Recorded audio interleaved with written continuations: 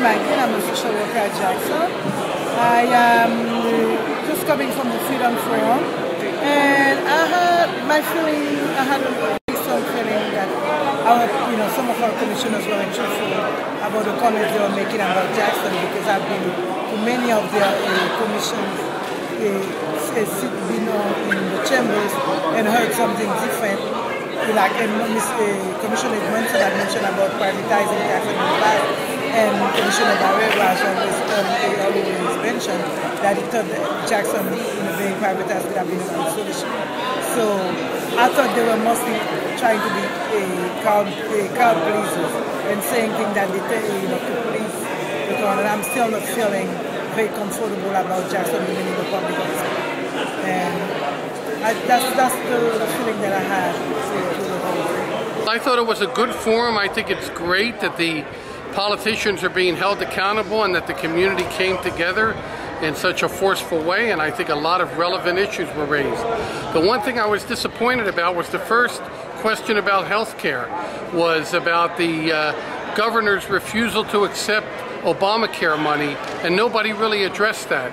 Here they're talking about saving Jackson and about providing health care, and we have a governor that's going to turn down tens of millions of dollars, and there's no outcry about it. We need to be organizing the community, and these commissioners should be taking the lead in doing that, because Jackson can have millions of dollars more in revenue from that money, and it's a sin and criminal for it to be turned down. I thought the whole idea was good. I think we need a bigger venue, but I think the whole idea was good. And there was more of a dialogue among the various candidates, not really just trying to knock each other, but basically dealing with the way it was run.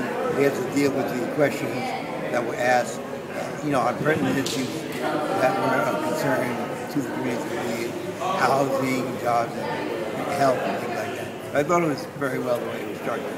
Of course, with everyone, the few people, of course, were trying to get their political points in, as expected, but I think the whole idea was very good.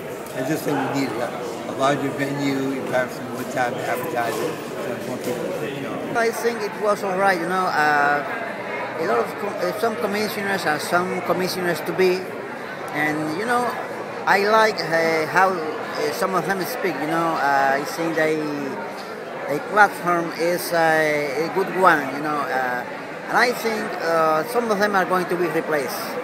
Some of them are going to be replaced, but I think some others are going to stay in their position, because I think they are good. I think it was something very good for the, I don't know if it's going to be on TV or some news, because I think the people of Miami, the District 5, District 3, District 1 must know what happened here tonight, because it was something very interesting, very important for us, and very important for all the other ones that were not here tonight. But they must know what happened, and in that way I think they are going to know for whom to vote. That's very important, to vote, and for whom the best person. You must select the best one and to vote. And I think I got an opinion tonight, and I know for one the one that is going to get my vote, I know already. I think there should be meetings like this. In fact, I'd like to see a meeting later this month with all of the people running for the state legislature in these communities, because we need to put them to the fire, because we need changes in Tallahassee. And the only way we're going to get changes is if people are aware of the issues and where the candidates stand. So I would recommend they have another forum in a couple of weeks with all of the people running for the state legislature.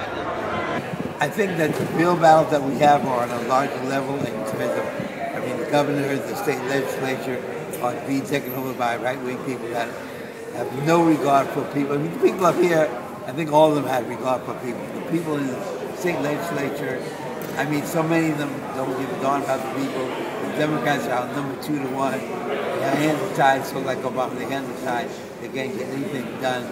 And there's a tremendous lot of these legislators coming out that are hurting people and not taking the power that they have to try to help people in this crisis where everybody needs to manage.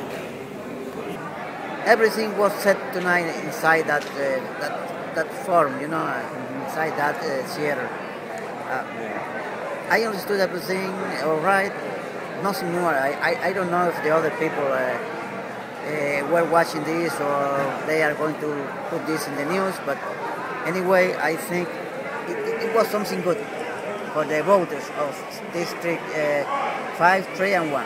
So they did mention that they have public forum where the public can go, and somebody mentioned that the people that are really affected by those rules that they're making don't really have the time to go and sit in the chambers and see what is going on and let their voice heard.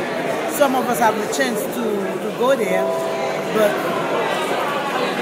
I think it should not only, we should have more of where they would have to come back after they meet in chambers to tell the public whatever they are meeting or prior to having their meetings, having some kind of public forum. Well, they let the general public know what is going on so they can make informed. Jackson is number one, maybe jobs.